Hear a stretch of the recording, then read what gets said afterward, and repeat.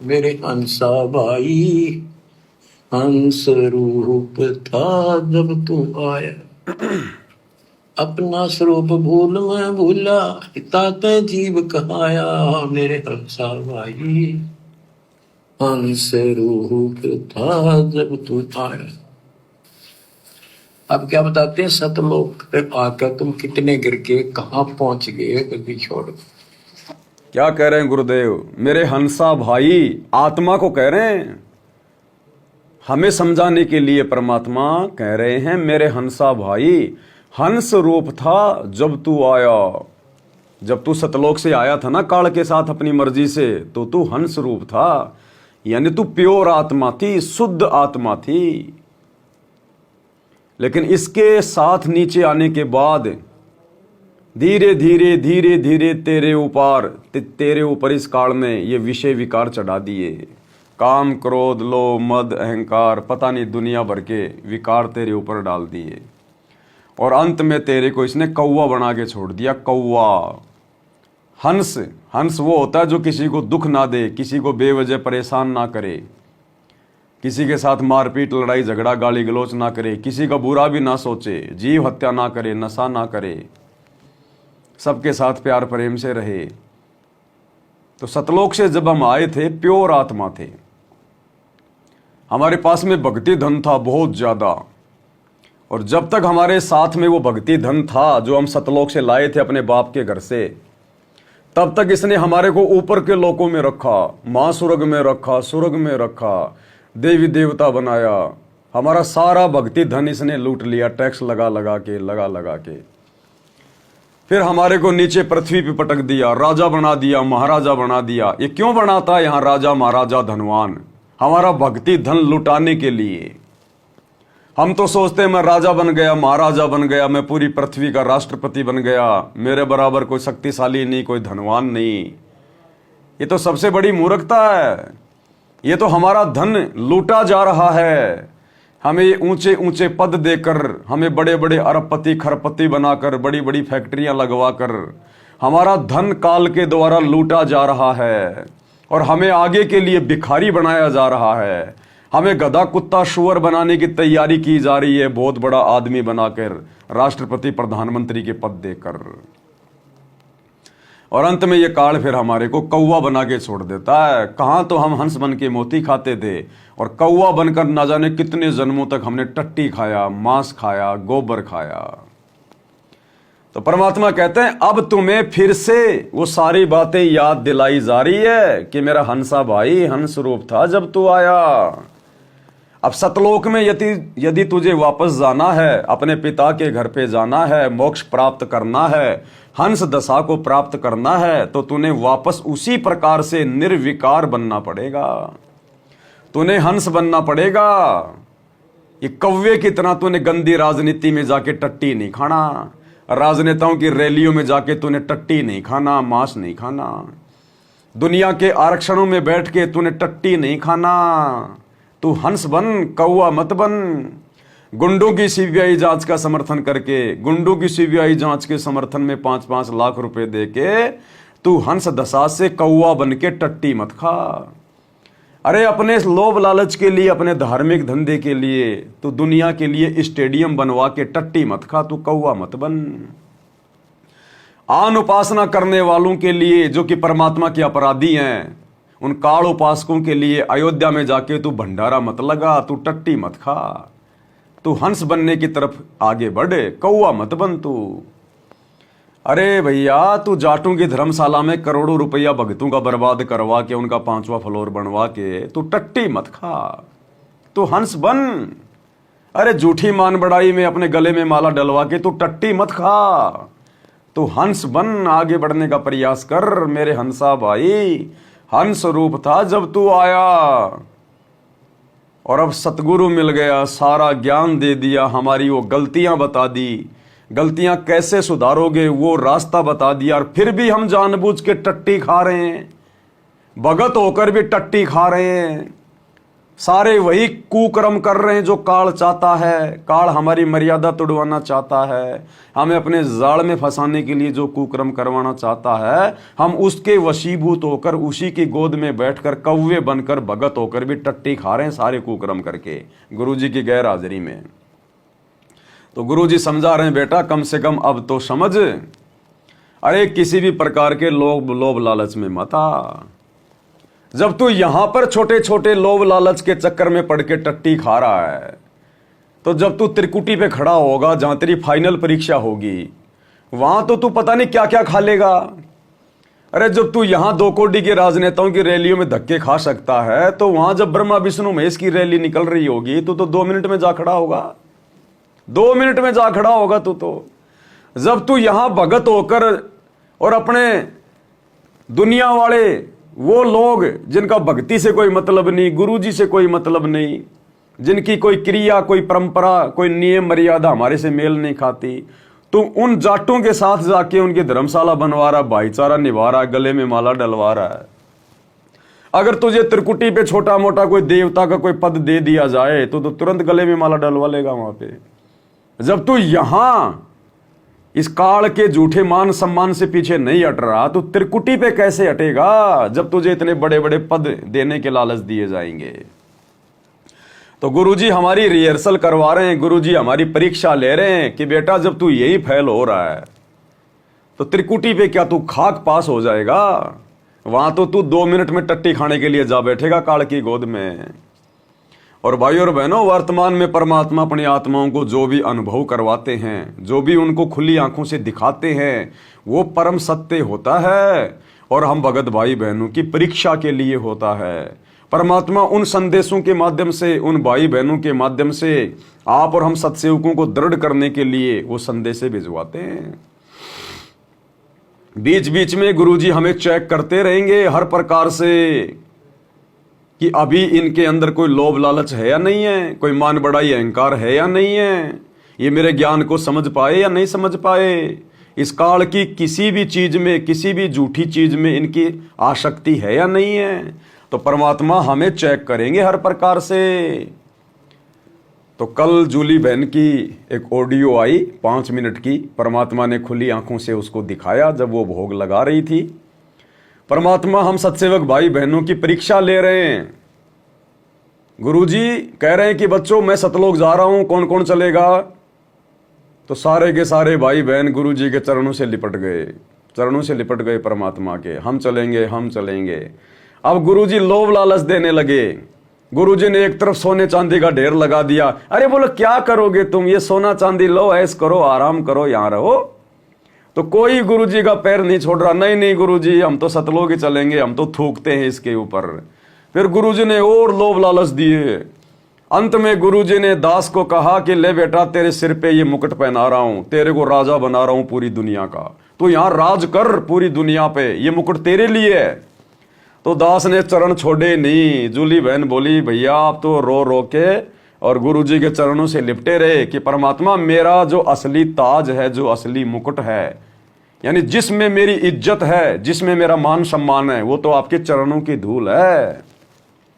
ये ताज हमें नहीं चाहिए परमात्मा, इस ताज के अधिकारी तो आप हो, हम तो 2 कोटि के जीव भिखारी है आपके।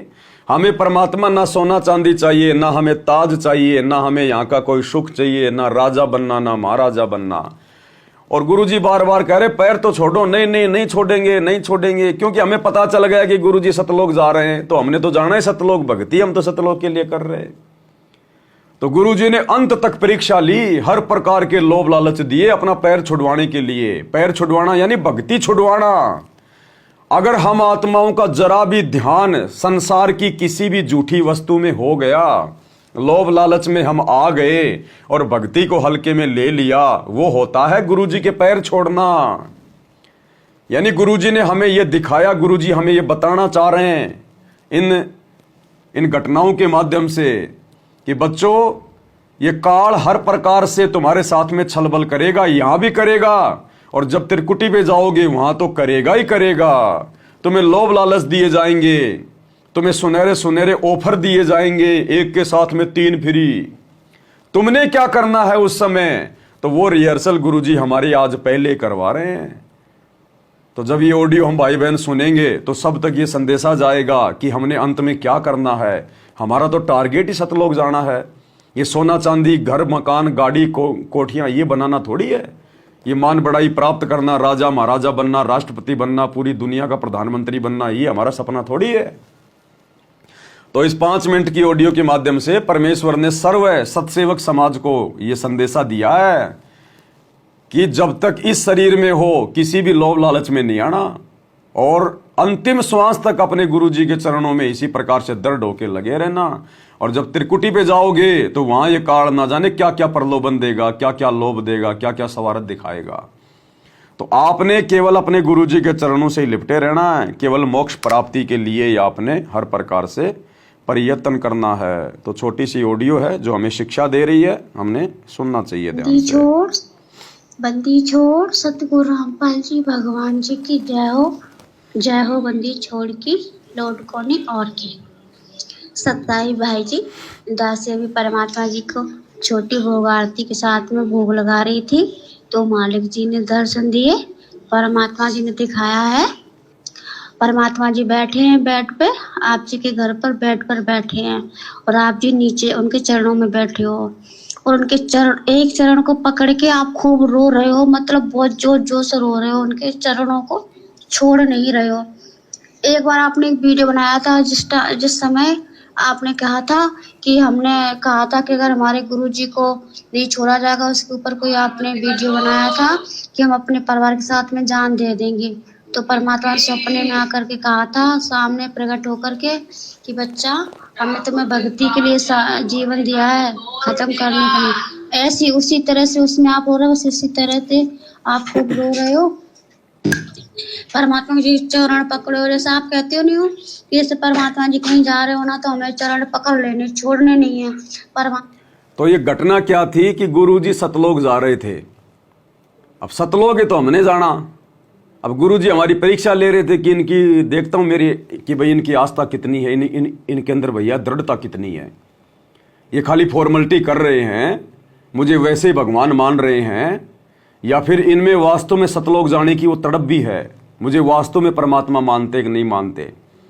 तो गुरुजी ने कहा भैया मैं सतलोक जा रहा हूं, चलना है क्या? तो दास चरणों के लिपट गया तुरंत उसी समय।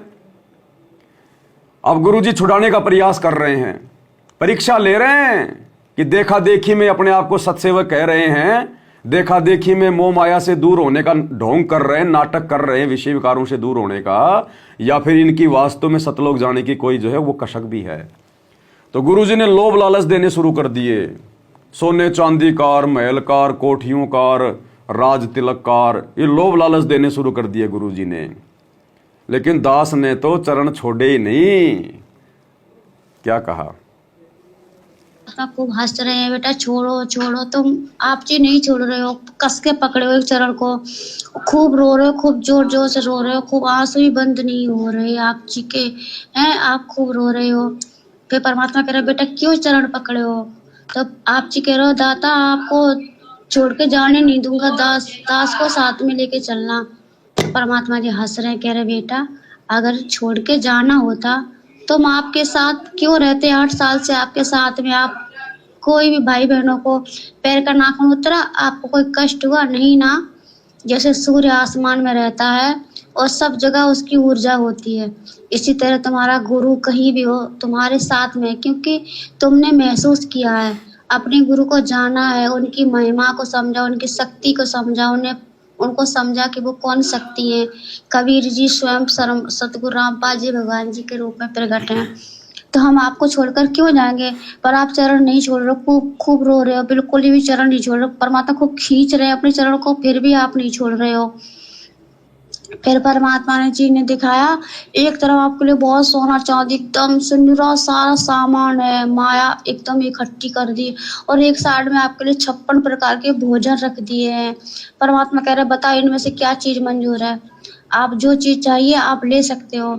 आप जी कह रहे दास को आपकी चरणों की धूल चाहिए, आपके चरणों को धो धो करके दास पीता रहेगा। हमारे लिए 56 प्रकार का भोजन आपकी चरणों की धूल है, इसी को चाटते रहेंगे, हमारे लिए ये, हमें माया नहीं चाहिए दाता, हम इस पे थूकते हैं।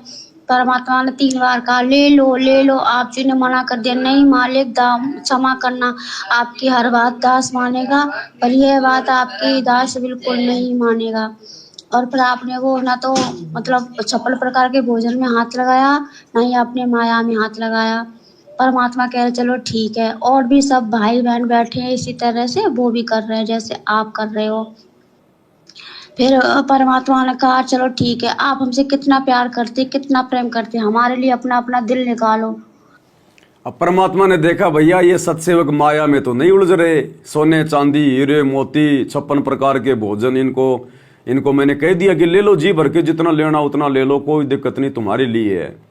तो किसी ने भी हाँ नहीं भरी, सब गुरुजी के चरणों से लिपटे हुए कि नहीं गुरुजी हम तो आपके चरणों में रहेंगे, आपके चरणों की धूल ही हमारे लिए 56 प्रकार का भोजन है, दुनिया का सारा सुख है। तो फिर गुरुजी ने आगे क्या कहा कि देखता हूं देखे तुम मेरे लिए कितना क्या करते हो। बोला मुझे सब अपना अपना दिल निकाल के दो, दिल निकाल के। अब देखो हमारी ये परीक्षा होती है भाई और बहनों, अब हमने अपने दिल में तो गुरुजी को बैठा रखा है भाई, घटी ही में गंगा घटी ही में जमुना घटी ही में जगदीश सतगुरु तारेंगे, तो हमारे दिल में तो गुरुजी विराजमान है। अब दिल को हम कैसे निकाल के दे दें, दिल को हम कैसे काट दें, हम अपने गुरुजी को तो नहीं काट सकते ना भाई। जैसे गुरुजी किसी सिंहासन पे बैठे हैं और गुरुजी कहें कि देखता हूं तुम मुझे कितना मेरी आज्ञा का पालन करते हो, इस सिंहासन को काटो, तो जब तक गुरुजी सिंहासन पे बैठे हैं हम कैसे उस पर तलवार मार सकते हैं। तो गुरुजी तो हमारे दिल में बैठे हैं भाई, तो हम कैसे अपने दिल को निकाल के दे दें। तो दिल निकालने के लिए दास ने मना कर दिया और चक्कू लेके और अपनी छाती फाड़ दी कि परमात्मा बाकी देख लो, आप ही बसे हो, सारा सब कुछ आपका ही है। और सभी भगत भाइयों बहनों ने ऐसे चक्कू निकाल के अपना अपना सीना फाड़ दिया कि परमात्मा दिल में तो आप बैठे हो, नहीं होते तो ये अभी निकाल के दे देते आपको। और कहीं ये ना हो कि भाई हम कोई मतलब डर रहे हैं, तो हमने साइड से चक्कू से अपना सीना चीर दिया जैसे हनुमान जी ने चीरा था वैसे, और उसके अंदर देखा तो सतगुरु रामपाल जी भगवान बैठे हुए हैं, परमात्मा सबको दिखा रहे हैं अपनी मूर्ति। मतलब गुरुजी हम सभी सत्सेवक भाई बहनों के घट में बैठे हुए हैं, हमारे साथ में है पल पल शब्द रूप में। तो क्या कहा फिर मालिक ने, फिर परमात्मा ने कहा चलो ठीक है, आप हमसे कितना प्यार करते, कितना प्रेम करते, हमारे लिए अपना अपना दिल निकालो। आपने चक्कू उठा लिया और आपसे कह रहे हो मालिक हम दिल तो आपको निकाल के दे देते अगर हमारा होता, पर ये दिल हमारा नहीं, ये तो आपका है। इस हृदय में आप विराजमान हो, आपका निवास है, और हम उस स्थान को हानि नहीं पहुंचा सकते जहाँ पे आप विराजमान हो। आपको हानि पहुंचाने से पहले हमारे शरीर के कतरे टुकड़े टुकड़े हो जाए, टुकड़े होकर गिर पड़े, हमारे शरीर से सांसें छूट जाएं, पर हम आपको हानि नहीं पहुंचा सकते। और अच्छा ये तो सौपन की बातें हैं, सौपन भी नहीं कह सकते क्योंकि परमात्मा ने खुली आंखों से दिखाया बहन को। लेकिन ये बात मान लो अगर गुरुदेव भगवान इस कुत्ते को अगर डायरेक्ट कहें वैसे आमने सामने आके हकीकत में कि बेटा अपना दिल निकाल के दे दे, तो भाई और बहनों उस समय दिमाग नहीं लगाया जाएगा कि दिल में परमात्मा बैठे हैं, दिल में गुरुजी बैठे हैं। उस समय तो आदेश क्या है गुरुदेव का, इतना दिमाग नहीं लगाया जाता। फिर वो तुरंत मार दो चक्कू, उसमें कुछ नहीं, फिर आगा पाछा नहीं देखा जाता उसमें। ये तो परमात्मा ने हमें समझाया है कि भगत ने थोड़ा बहुत विवेक का भी इस्तेमाल करना चाहिए, क्योंकि परमात्मा हृदय कमल में रहता है। इस मानव शरीर में परमात्मा का निवास कहां पर है, हृदय कमल में रहता है परमात्मा। तो जिस जगह पे हमारे गुरुदेव भगवान बैठे हैं उस जगह को हम चोट थोड़ी पहुंचा सकते हैं। जिस चेयर पे हमारे गुरुजी बैठे हैं उस चेयर को हम लोग उठा के बाहर थोड़ा ना जो अमल की फेंक सकते हैं। तो देखो ये वास्तव में हकीकत होती हैं, ये बातें बिल्कुल सत्य हैं। क्योंकि दास को अगर वैसे परमात्मा कहें, किसी भी भाई को कहें, सत्सेवक को, तो इतना दिमाग हम नहीं लगाएंगे। लेकिन जूली बहन के माध्यम से परमात्मा देखो हमें मतलब विवेक का भी थोड़ा बहुत वो दे रहे हैं नॉलेज, कि हृदय कमल में तो परमात्मा बैठा होता है, इसलिए ये हृदय अब तुम्हारा नहीं है, ये हृदय तो भगवान का है। जिस चीज में भगवान आके विराजमान हो गया वो तुम्हारा कहां रह गया, वो तो तुम्हारे गुरुजी का हो गया, परमात्मा का हो गया। तो वो तो समझो तुमने गुरुजी को दे ही दिया, और बाकी सीना फाड़ के भाई बहनों ने दिखा दिया परमात्मा को कि भाई कहीं गुरुजी ये ना सोचें कि हम लोग डर रहे हैं कहीं कि भाई हम लोग मतलब सीना नहीं फाड़ सकते, वो नहीं कर सकते, दिल निकाल के नहीं दे सकते। तो बाकी भाइयों ने चक्कू ले लेके और अपने हनुमान जी की तरह सीने फाड़ दिए।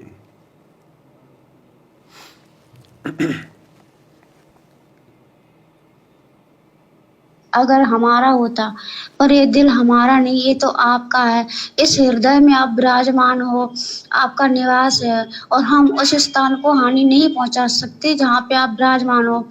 आपको हानि पहुंचाने से पहले हमारे शरीर के कतरे टुकड़े टुकड़े हो जाए, टुकड़े होकर गिर पड़े, हमारे शरीर से सांसें छूट जाएं, पर हम आपको हानि नहीं पहुंचा सकते। और अगर आप कहो तो हम आपको सीना फाड़ के दिखाएंगे। तो आप लोग एकदम चक्कू सीने में मारा, जैसे हनुमान जी के हृदय में राम जी विराजमान थे, उसी तरह से परमात्मा सतगुरु रामपाल जी भगवान जी आपके हृदय में विराजमान है और मुस्कुरा रहे हैं। दासी ने देखी तस्वीर, ऐसी तस्वीर है, पैजामा कुर्ता पहने, उस पर काले कलर का, उस पर वो डाले हुए हैं वो, अच्छा, और आगे से आशीर्वाद दे रहे, वो वाली तस्वीर आपके हृदय में है। सभी शक्ति भक्त भाई बहनों के हृदय में ऐसे सबने अपने अपने हृदय को ऐसे देखा, तो परमात्मा खुश हुए, देख के खूब हंस रहे। पर आप चरण नहीं छोड़ रहे, चरणों को पकड़े हुए हो। परमात्मा कह रहे हमें ये देखना था और ये परीक्षा लेनी थी कि सच में आप हमारे साथ जाने के योग्य हुए हो या फिर दिखावा कर रहे हो। अभी तो तुम कह रहे हम परमात्मा को भगवान मानते, और कहीं हम ऐसा मतलब एक झटका मारे तो आप सबके सब गिर जाओ, और आप सब पास हुए इस परीक्षा में। आप सच में हमें भगवान मानते हो। तो आप जी कह रहे हो परमात्मा शरीर का हर टुकड़ा टुकड़ा, रोम रोम, खून का कतरा कतरा आपको भगवान मानता है, हम आपको नहीं छोड़ सकते। कितने असंख्यों युग निकल गए भटकते, अब जाके आपने हम नीचों पे अपनी दया बख्शी, आपने पहचान कराई मेरे मालिक। हमारी तो क्या औकात, हम तो मिट्टी के पुतले हैं, आपकी दया कृपा से आपने अपनी पहचान कराई है मालिक, हम आपको नहीं छोड़ सकते। फिर परमात्मा जी कह रहे हैं कि आप जी चरण नहीं छोड़ोगे और हम चलेंगे तो हमारे साथ आप भी खचरोगे, तो आपको चोट लगेगी। तो आप जी कह रहे नहीं मालिक, अब भगवान के होते उनके भक्तों को कुछ चोट तो छू भी नहीं सकती। अगर हम आपके साथ खचरेंगे तो हमारे फूल जैसा शरीर होगा, फूल चुभेंगे, हमारे शरीर में मिट्टी नहीं चुभेगी। जिस स्थान पर आप अपने चरण रखते हो वो वहाँ पे मिट्टी कंकड़ नहीं होते, वो फूल बन जाता है, और फूल में चलने से कैसी चोट। पर आप अपने चरणों को छोड़ा नहीं और रोए जा रहे हो। परमात्मा जी ताज लिए अपने हाथों में और आप जी को कह रहे बेटा ये ताज हम आपको पहनाएंगे। आप जी ने हाथ जोड़कर दंडवत प्रणाम करके आपने मना कर दिया कि हे परमात्मा इस दास को क्षमा करना, इस ताज के अधिकारी आप जी हो, ना कि ये दास, ये तो कुत्ता है, और हमारे ताज आपके चरणों की धूल ही इस दास के सर का ताज है। ये कह के परमात्मा ने कहा नहीं बेटा ये ताज हमने खासकर आपके लिए ही मंगाया है। अब फिर परमात्मा ने ये ताज हम आपको पहना, फिर लास्ट में परमात्मा ने और क्या लोभ लालच दिया, ताज मुकुट। परमात्मा ने ताज पहनाना चाहा, क्योंकि आने वाले समय में भाई और बहनों परमात्मा के बच्चे ही राज करेंगे। देशों के राजा जो होंगे वो परमात्मा के बच्चे होंगे आने वाले समय में।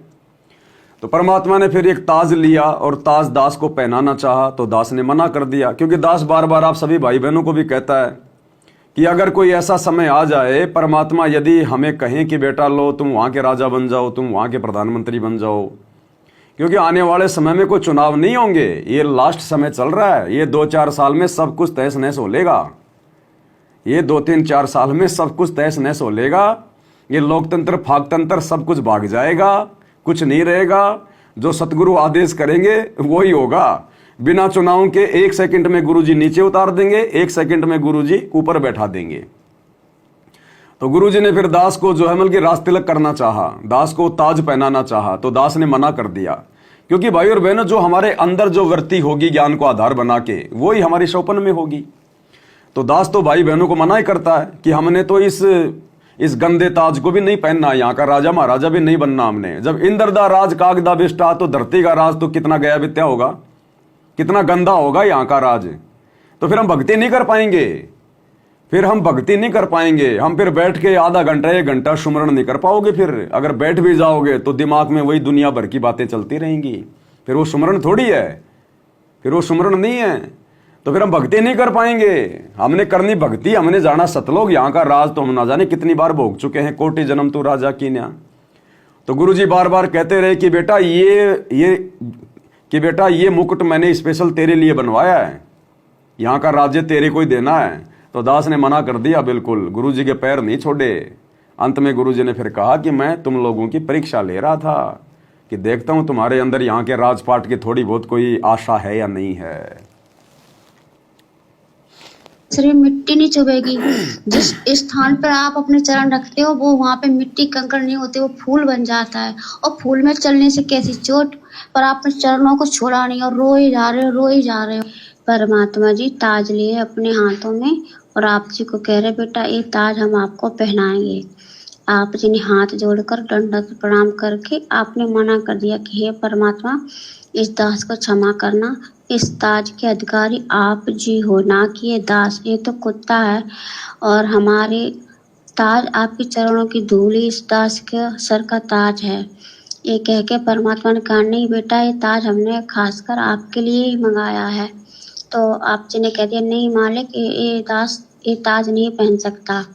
इतना कह के आपने परमात्मा जी के चरणों की धूल लेकर अपने सर पे डाल ली और बोले कि हे बंदी छोड़ मेरे परमपिता परमेश्वर, आपके चरणों की धूल ही इस दास के सर की ताज है। फिर परमात्मा इस बात से खूब खुश हुए और आपको सीने से लगा लिया। बस इतना ही परमात्मा ने दिखाया था। बंदी छोड़ सतगुरु रामपाल जी भगवान जी की जय हो। तो कहने का मतलब भाई और बहनों, हम सतलोक से हंस बन के आए थे और जब तक हम यहाँ सतगुरु की भक्ति करके मर्यादाओं में रह के अपने आचार विचार व्यवहार को ठीक करके विषय विकारों से दूर हट के जब तक हम पुनः हंस दशा में नहीं आएंगे, हंस नहीं बनेंगे, सच्चे भगत नहीं बनेंगे, तब तक हम वापस सतलोक जाने के अधिकारी नहीं बन सकते। तो यहाँ ना जाने कैसे कैसे लोभ लालच हमें दिए जाएंगे, दिखाए जाएंगे, क्योंकि अभी तो हमारी भक्ति शुरू हुई है। जब हमारी भक्ति धन जमा होगा तभी तो हमारे को लोभ लालच दिए जाएंगे। तो अब धीरे धीरे हम भक्ति कर रहे हैं, धीरे धीरे हमारा भक्ति धन जमा होगा। तो यहाँ तो सारा सब कुछ पाप और पुण्य के आधार से चलता है। तो यहाँ तो जो सेठ होता है उसको जल्दी पकड़ा जाता है ना, कि भाई मोटा ग्राहक है, ज्यादा सामान खरीदेगा, ज्यादा पैसा देगा। तो यहाँ तो भक्ति धन चलता है।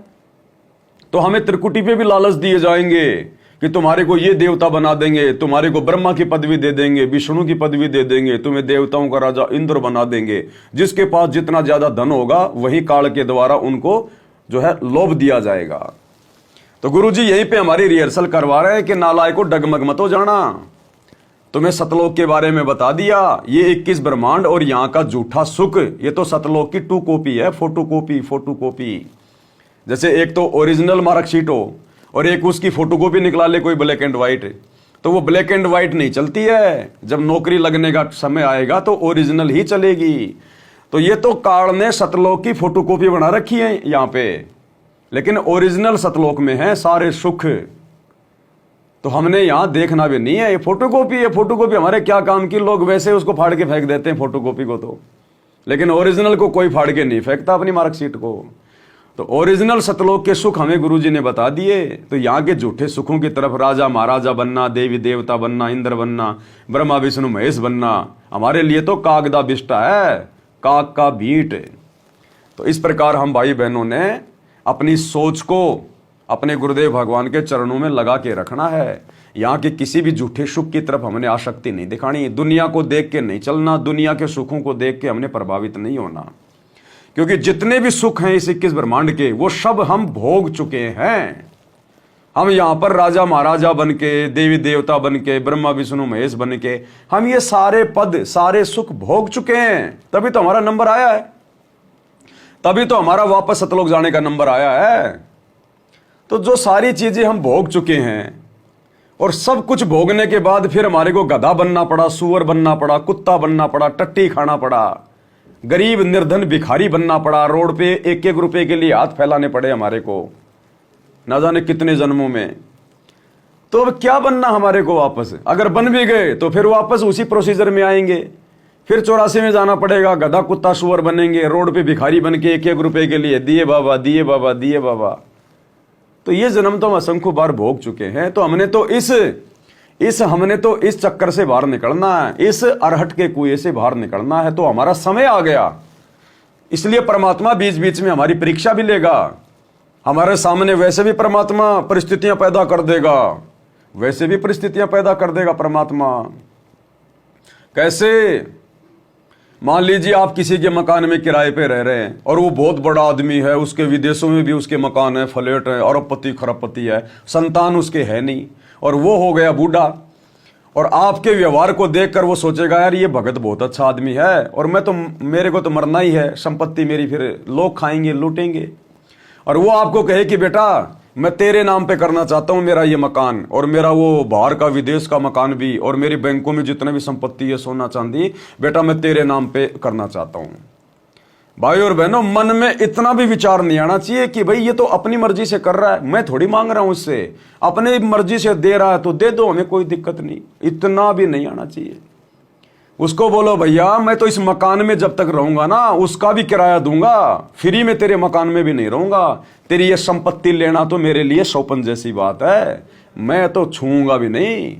कि चाहे किसी को दे ना दे, चाहे सरकार लूटे तेरे बाद, चाहे तेरे रिश्तेदार लूटें, जिस दिन तू मर जाएगा मैं तो मकान खाली करके निकल जाऊंगा यहां से। अब ना जाने उसने वो पैसा किस प्रकार से कमाया है, उसके ऊपर तो 3 लोग का भार है। अरे वो भार वो पाप हम क्यों लें अपने नाम पे? वो तो अपने पाप हल्के करके हमारे को संपत्ति देके वो तो अपने पाप बांट रहा है, हम उसके पापों को क्यों बंटवाएं? तो हमने तो ऐसी स्थिति में भी, क्योंकि मन बकवाद करेगा कि रे पवनदास तू मांग थोड़ी रह रहा है, ये तो अपने आप दे रहा है तेरे को, ये अरबों खरबों की संपत्ति तूने मांगी थोड़ी है।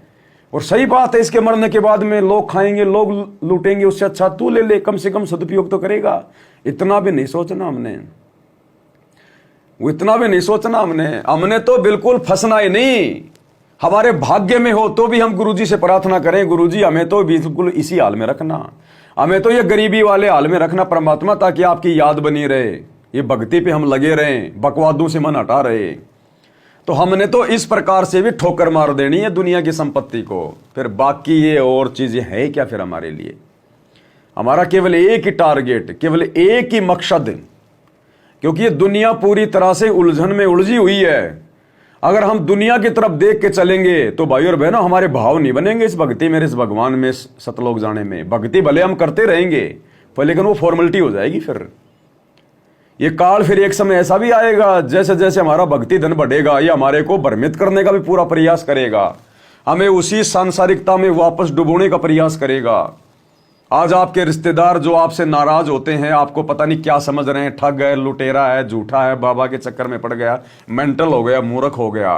कल को जब हमारी भक्ति बढ़ेगी, परमात्मा हमें सर्व सुख देगा यहाँ के, उसके बाद वो रिश्तेदार भी तुम्हारे पास आना शुरू हो जाएंगे, तुम्हें बहुत बड़ा भगत कहेंगे, तुम्हारी बड़ी इज्जत करेंगे। हमने उन रिश्तेदारों की पतलून में नहीं घुसना, फिर हमने हमारे टारगेट को नहीं भूलना। हमारा टारगेट मोक्ष प्राप्ति है, मान बढ़ाई प्राप्त करना नहीं है। वो रिश्तेदार चाहे आओ चाहे जाओ, चाहे जो मर्जी, चाहे मान बढ़ाई करो चाहे जो मर्जी करो, हमने ध्यान नहीं देना उस तरफ बिल्कुल भी। हमने हमारे पिछले दिनों को याद करके, गधे कुत्ते सुअर वाले जन्मों को याद करके, 84 लाख योनियों के कष्टों को याद करके, नरक कुंड को याद करके जो असंख्य बार भोग चुके हैं, तपस्शिला असंख्य बार भोग चुके हैं, इन सब चीजों को याद करके हमारा टारगेट सतलोक होना चाहिए। तो काल हमें फंसाने का भी प्रयास करेगा, हमें यहां सुख भी होंगे आने वाले समय में। ये ना सोचो कि आज हम दुखी है तो ऐसे ही हम दुखी रहेंगे, नहीं। ये परमात्मा जैसे जैसे हमें ज्ञान देगा हमें सुख भी देगा परमात्मा, क्योंकि ये भक्ति परमात्मा अपने हिसाब से करवाएगा। नादान बच्चे को धन नहीं दिया जाता, पैसा नहीं दिया जाता। माता पिता घर से बाहर जा रहे होते हैं तो अपने समझदार बच्चे को घर की चाबी दे के जाते हैं, उस 2 साल के नादान बच्चे के हाथ में चाबी दे के नहीं जाते।